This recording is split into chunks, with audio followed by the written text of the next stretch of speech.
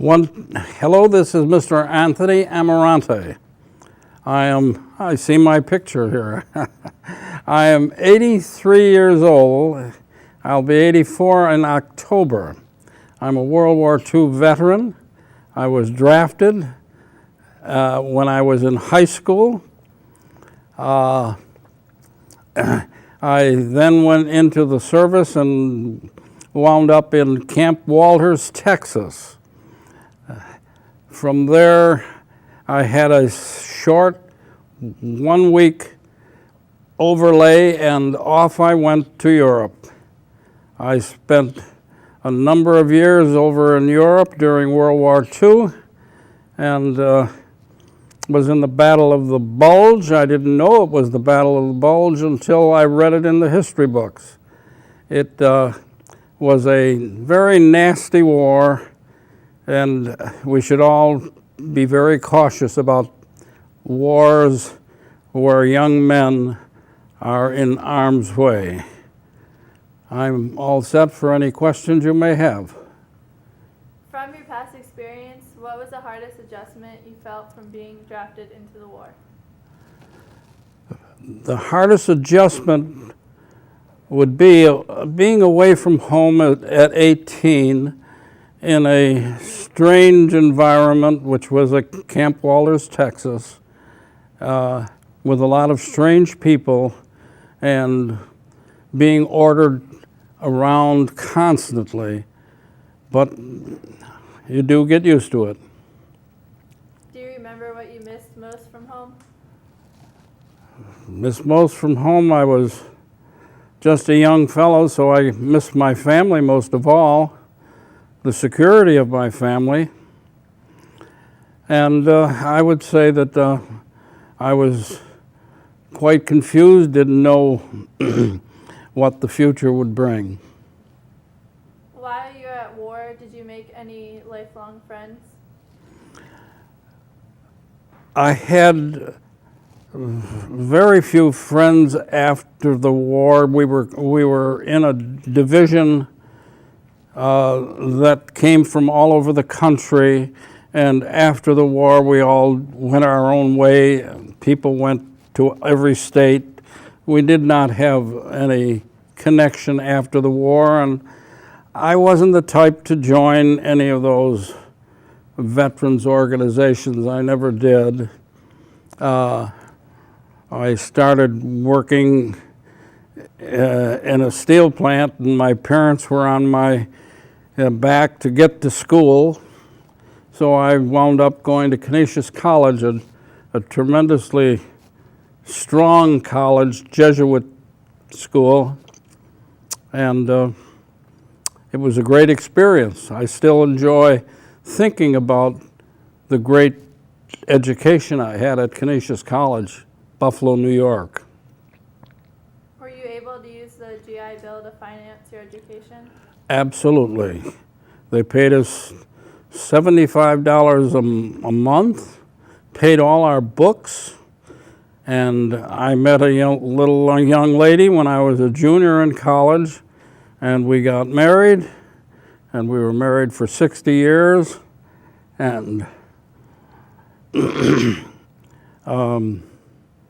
they paid us $75 more for being married. Do you have a memory that stands out in your time in Europe? Yes. One in particular,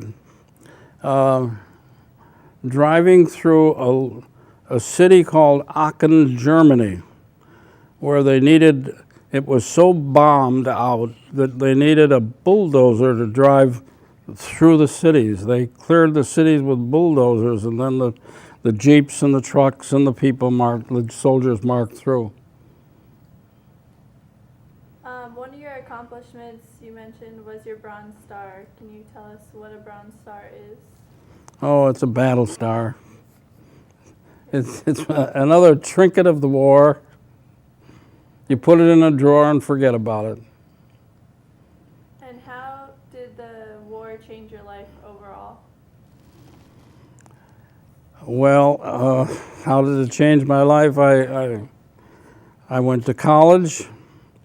I got 3 college degrees. Went into this business education and was lucky to move up the ladder.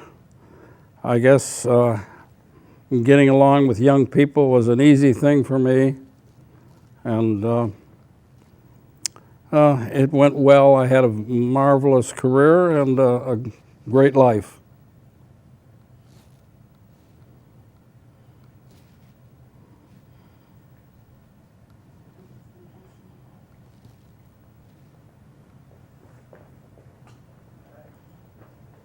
Okay, I'm sorry. I'm back there right over there.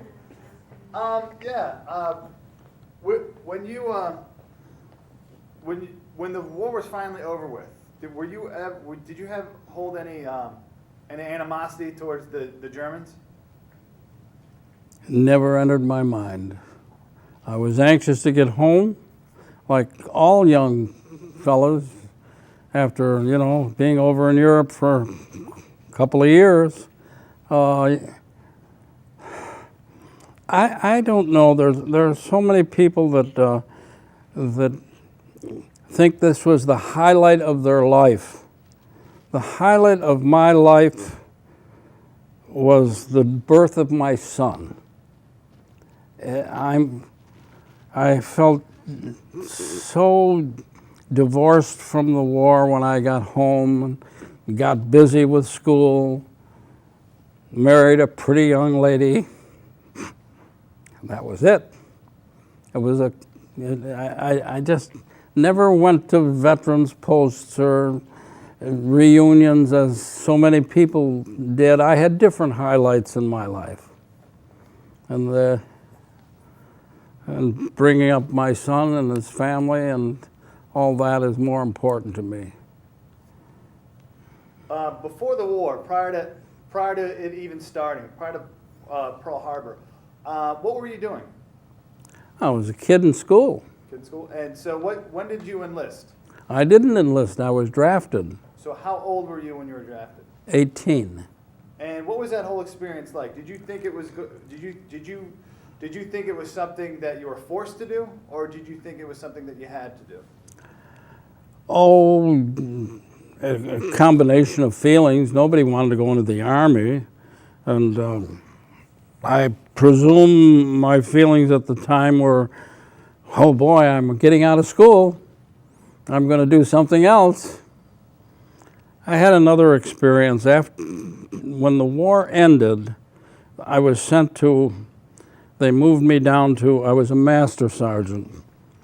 And I was sent down to Le Havre, France, at a huge depot. And I was made a major sergeant in charge of the depot. We had 400 or 500 people working there, many of them prisoners of war.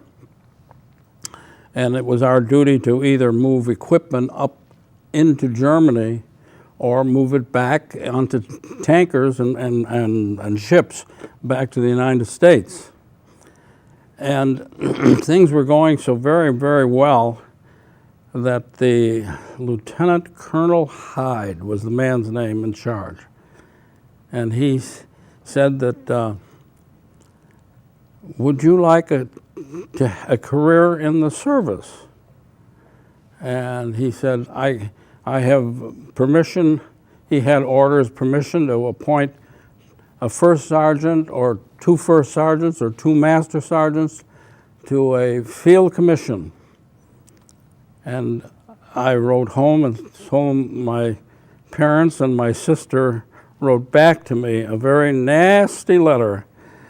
You're driving your mother gray-haired. Please come home. And I felt at the time I was getting cheated, because I could be a second lieutenant, spend a career in the service, and I wouldn't have to go to school again. And what happened? I wound up spending a lifetime in schools. Yeah. Isn't that a coincidence? That's nice. When you left, let me collect my thoughts. When you found yourself in, were you in Belgium or were you in France during the Battle of the Bulge? We were moved up from France on boxcars, not like World War II, World War I, you know, they call it the 40s or something, 40 men in a boxcar. We were moved up all the way up to some place in Germany, and I'll never know where they kicked us off, and we got off the boxcars. They were still boxcars, and they marched us to a receiving group, and that was it. We were part of a unit. So which unit were you with at that time? Do you recall? Field artillery. Field artillery? No, excuse me. I was with the infantry at that time. And later on, I got transferred to the field artillery, 105 howitzers, and then moved from there to the Please come to the Dean's office. Jack Rivera, if you're on campus, please come to the Dean's office. Thank you. All right, so, that you said before, you didn't know it was the Battle of Bulge at the time. You didn't know it was anything. We were in a war. Yeah. We didn't know there were going to be nicknames for it. Of course. Obviously, from what I've read and the people I've spoken to that were in Europe at that time, and the Americans that I've spoken to, they didn't know what was going on at all. They didn't understand, because most of the people we've spoken to have been, privates or sergeants or, lieutenants, and they really didn't realize what was going on. What do you recall? Before you learned about it later, what went on? What do you recall what was going on at that time? What was the general consensus of the people around you? What were they telling you? And what happened exactly? Well, we were just told to take that little village, and you go here, you go there, and if you see something, take care of it. So did you make contact with the Germans at that time? No. We saw them. They took a pop shot at us. We took a pop shot at them. It wasn't fun. We are laughing about it, but it wasn't fun. Once the battle of that time was over with, and eventually, a short time. I should say short time, but eventually the capitulation of Berlin and all that took place.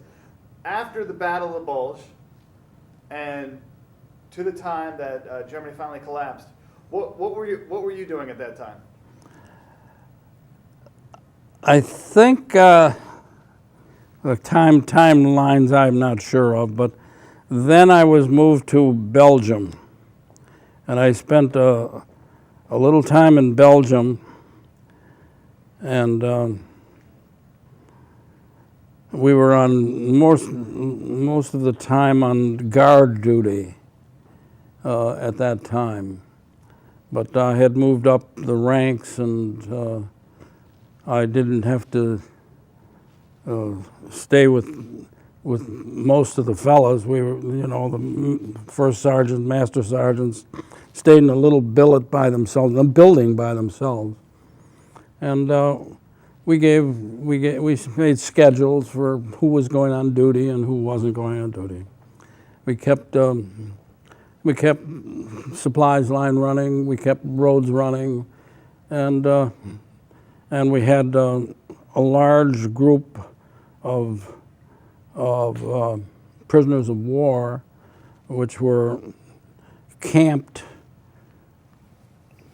for about 2 to 3 weeks in a field where we were making sure that they were guarded properly, they were fed properly, and they were given fresh clothing and medical help. And scheduling men to do those things was most of our task after the war. Okay. Then came orders to move them back into Germany, and that's when transportation units came in with half tracks and piled them up on trucks, and who knows where they took them. Okay. When you first arrived in Europe, what was it feeling being a young man over there, being drafted in there, and you were finally you're in an infantry unit? How did that feel? Well, it was not frightening, but you're concerned. You're concerned. You're with a bunch of other guys, and you have comfort in groups. You're wondering what the next move is. The food was terrible. Sea rations. I think they call them something else today, but you never saw a glass of milk. You know, you never saw a roast beef on Kimmelwick, which is a very famous sandwich in Buffalo, and there were no chicken wings. So we didn't have anything other than you're going through the motions of what you have to do. Now, when you finally did get into combat, was it what you expected? Was it something completely different? Was it foreign to you? No, it was almost what I expected. You did what you had to do to take care of yourself, and you always kept an eye on whoever was to the right or the left of you. You always watched your friend. And you become friends with somebody in 30 seconds. It's just survival, and it's not a pleasant thing. So I think we should always be very careful when we talk about war. Do you think there's a difference between, let's say, the generation your generation's that's been said is the greatest generation, and let's say today's generation that's growing up? Do you think there's any big differences between the two? Well, I don't know.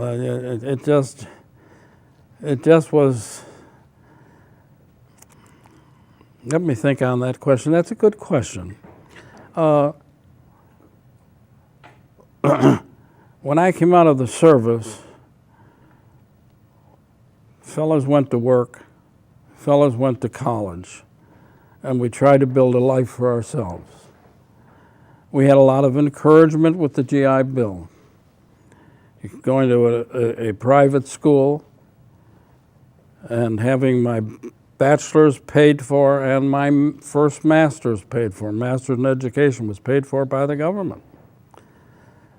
This was respect for the soldier. I read in the paper today that they had almost 200 suicides in Iraq. Well, that's hard for me to comprehend. I can't visualize a GI ever committing suicide in Europe. It just was unheard of. So there's a different desire. I don't know what it is. I guess you can conclude it a lot of different ways. We did what we had to do, and we did it. And we came home and went to school or went to work. Do you, looking back now, and that was when you were a young man, do you think that it was a positive thing in your life, or do you think it was something you just rather forget about, your military service? Oh, I could answer that just as you just questioned it. Certainly it's a positive thing. I served my country. I've served my citizens. I was in education a lifetime. I've done my duty for the country in more ways than one, but the country has given much to me. It gave me my education, and it gave me a wonderful income and a wonderful retirement. And here I am enjoying the good life at 83. Although I seem at times going through the motions because I've lost my wife. So I'm going to ask you a couple more questions. When you were in and France, Belgium, Germany. The civilians that you came across, regardless of what country they're from, did you guys have any interaction with them? Yes, I've had interaction with a lot of when I was I was in the hospital in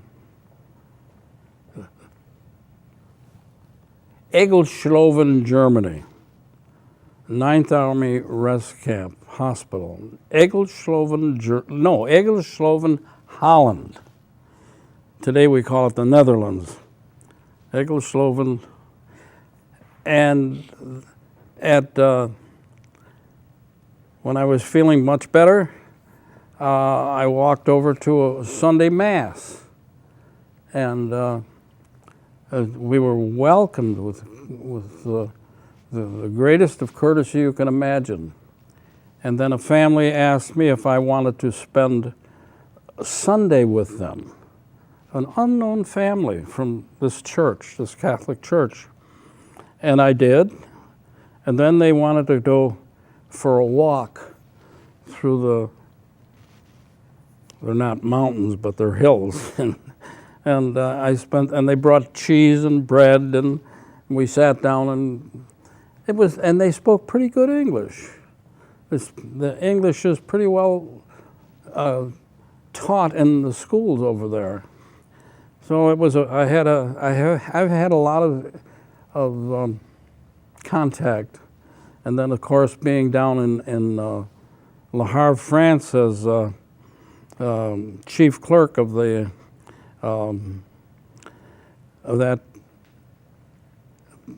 whole operation, you come across a lot of civilians, because civilians were working there.